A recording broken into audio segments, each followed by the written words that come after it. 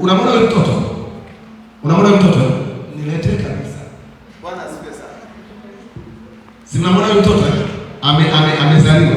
Si mnamwona hapa sasa elewe kinachoendelea. Pengine Mungu amemleta huyu sasa azaliwe mwaka 2026. Sema mimi na kanisa au 20 au sio? Amezaliwa jana 25. Mwaka huu. Mwaka jana. Amezaliwa mwaka jana ili aje kudhibiti kizazi cha mwaka 2000 hiki. Kitapofika miaka 40 chenye hiki sasa kianze kukimbilia hiki kizazi cha 2000 kilichofanya uzinzi sana. Unaelewa ninachosema? Unaelewa vizuri?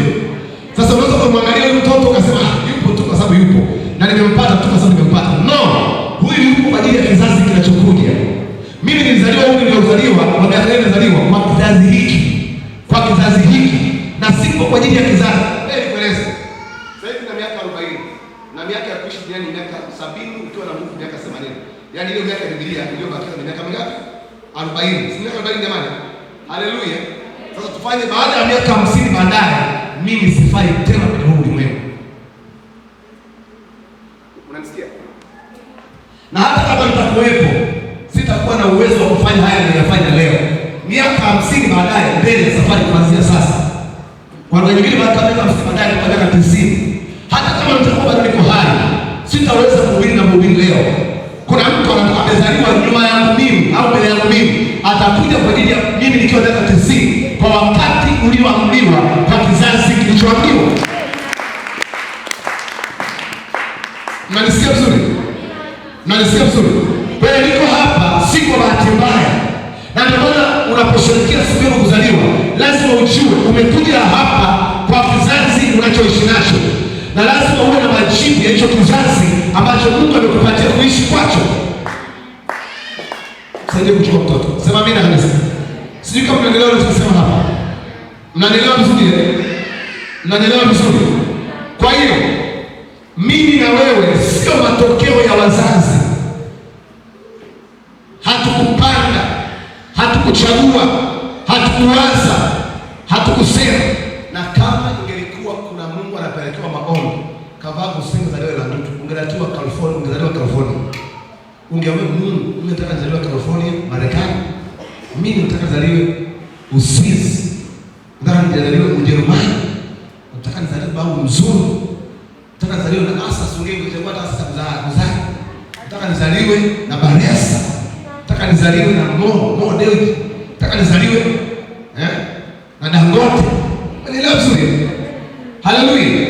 Lakini umejikuta tu umezaliwa kwa hiyo mama yako mlima karanga. Umejikuta umezaliwa kwa hiyo mama yako mpika maandazi. Na hakuna namna ya kukataa. Umekuwa uko pale. Kumkataa uwezi. Mweusi kama mkao wako mwenyewe, kumgomea uwezi. Sio matokeo yetu, ni matokeo ya kimbingu. Mungu alikusudia tuzaliwe pale. Ndio maana kitabu cha Yeremia 1:4 Mungu anamwambia Yeremia, kabla sijakuumba mimi nilikujua. Kabla sijakuumba mimi nilikujua. Kabla sijakuumba mimi nilikujua. Yaani kabla sijakutengeneza lile, Mungu alitujua. Kumbe tulikuwa tunaishi. Tulikuwepo tangu siku ya kwanza Eden. Wakati Eden ipo na sisi tulikuwepo. Ila tulikuwa hatujaamriwa kutoka, hatujaamriwa kuishi. Adam aliamriwa wakati ule kwa wakati ule, na sisi tuliamriwa kwa wakati huu kwa kizazi kijacho. Na labda nikueleze jambo moja rahisi. Nyinyi na mimi tunaishi kizazi kimoja. Na kimsingi kama tunapishana kuondoka duniani, wengine tunazidi miaka 5, wengine 10, wengine 20, wengine 50. Haleluya. Kwa sababu kama mimi na miaka 40, wewe una miaka 20, maana yake kama unataka tuishi miaka 80, maana yake wewe utakufa miaka 20 nyuma yangu, mbele yangu. Sawa sawa? Umeelewa vizuri? Wewe na utakuwepo. Lazima ndio utakuwepo. Na ndio maana ni muhimu kujua, lazima utufundishe kuhesabu siku zetu. Tujipatie moyo wa hekima. Kwa sababu gani? Kwa sababu gani? Huu muda hautarudi nyuma. Na ndio maana ni muhimu sana wakati unapofikiri unaongeza namba, lazima ujue hicho kizazi unakiachaje. Lile kusudi Mungu aliweka ndani yako, je, linatimia? Je, litabakia? Je, litaondoka na wewe? Na ndio maana kuna watu wamekuja duniani na wameondoka na historia zao zimefutwa mara ameishi. Yaani amekuja duniani, ameishi miaka 50, ameishi miaka 80 na ameondoka na hakuna kumbukumbu lake linalobakia duniani. Na bahati mbaya kuna wengine pia walikosa hata watoto au uzao. Kwa hiyo ameondoka, hana kumbukumbu lolote la uzao wala kumbukumbu lolote la kiroho. Kwa hiyo amekufa, amepotea kama Mungu. Ngoja nikueleze kitu hiki. Kufa bila kumbukumbu yako nyuma ni sawa na kukufa kama mbwa. Mbwa akishakufa, usamani wa mbwa yupo kwa sababu anabweka. Akishakufa hana kumbukumbu. Hivi ulize mbwa wako akishabweka, akishaanza kubweka, akifariki, ana samani yote tena. Unaweza kusema nakumbuka mbwa wako alikuwa anabweka, tayari ameshapotea. Mwanadamu hapaswi kuishi kama mbwa. Mwanadamu kila anapoishi duniani anapaswa kuhakikisha hata kama ataondoka, dunia inayobakia nyuma yaishi yale ambayo Mungu aliweka ndani ya maisha yake. Mnaelewa ninachosema? Mnaelewa ninachosema kwa Mungu? Kwa hiyo Mungu anataka sisi tujue siku tunapoadhimisha siku za kuzaliwa, tujue kwamba tuko hapa si kwa sababu ya mapenzi yetu, tuko hapa kwa mapenzi ya Mungu. Haleluya kanisa. Na kwa sababu hiyo hatuna tunachokijua zaidi ya lile kusudi ambalo Mungu aliweka ndani yetu. Shetani asituadae, hatujaja kwa kusudi lake. Shetani asitudanganye, hatujaja kwa mapenzi yetu binafsi. Shetani asitudanganye, hatujaja kumtumikia, tumekuja kumtumikia mfalme. Sasa ndipo Mungu anamwambia Yeremia, kabla sijakuumba nalikujua. Mimi nalikuweka wewe kuwa nabii wa mataifa. Nilitaka wahubirie watu mataifa wamjue Mungu. Yeremia anasema, Bwana, mimi ni mtoto mdogo, siwezi kusema, siwezi kuongea. Sikiliza Mungu anachomwambia Yeremia, usiseme wewe ni mtoto. Hebu sema usiseme mimi ni mtoto. Wakati Serafina unajiona ni mtoto, Mungu anakuona, mbona mimi nilikuumba siku ya kwanza? Wakati tunamuumba Adamu, wewe ni mtu mzima sana, lakini wewe unachukua mwili. Na ndio maana kuna mambo mawili tukuelewe. Kuna utoto wa ngozi au utoto wa mwili, lakini kuna utu uzima wa roho. Kwa mfano, wewe ni tafsiri ya kiroho. Mimi nimeanza kuwa pastor na miaka 19 hapo nimeanza kuwa pastor. Umeelewa vizuri? Ukiangalia umri huo unaona kama huyu bado kijana, ni mtoto. Yaani akili yake haijapevuka kwenye kazi hizi ambazo anaingia. Yaani hata mtu kimwambia ni mchungaji anakushangaa. Mchungaji ni mchungaji kivipi? Sema mimi kanisa.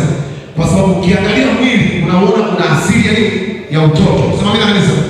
Lakini ukimwangalia mtu ndani hauoni utoto, unauona mtu uzima. Sasa lazima tufike mahali wakati sisi tunajiona watoto, kule ndani kutuambie sisi tulikuwepo kabla ya kuzaliwa kwetu, tulikuwepo. Bwana asifiwe sana. Bwana asifiwe. Bwana Yesu asifiwe. Kama kuna ombi leo nimeliomba, nilimwambia Bwana,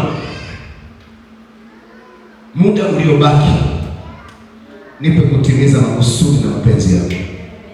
Kama kuna vitu vimebakia nivimalize. Sema mimi kabisa. Na tamanio langu nisiondoke duniani kabla ya chochote ambacho Mungu aliweka ndani yangu hakijafanyika. Yaani hili ni ombi la moyo wangu. Nisiondoke duniani kabla ya yale Mungu alikusudia yatendeke. Kwa sababu nikiondoka nayo kuna mtu atakufa. Kwa sababu kile ambacho mimi niko nacho hapo nacho mtu mwingine awaye yoyote. Unikubaliana ninachokwambia mimi, kama nitaondoka na kitu fulani ambacho Mungu aliweka kwa ajili ya Anet, wewe unaweka Anet atakufa. Kwa sababu ngoja nikueleze kitu. Na unisikilize. Unasikia vizuri? Unasikia vizuri? Alikuwa dawa ya kansa, alikuwa dawa ya malaria, sio dawa ya malaria au dawa ya mafua. Kama angeondoka kabla hajaivumbua, tungekufa wengi sana mafua au tungekufa wengi na malaria. Kwa nini nasema hivi?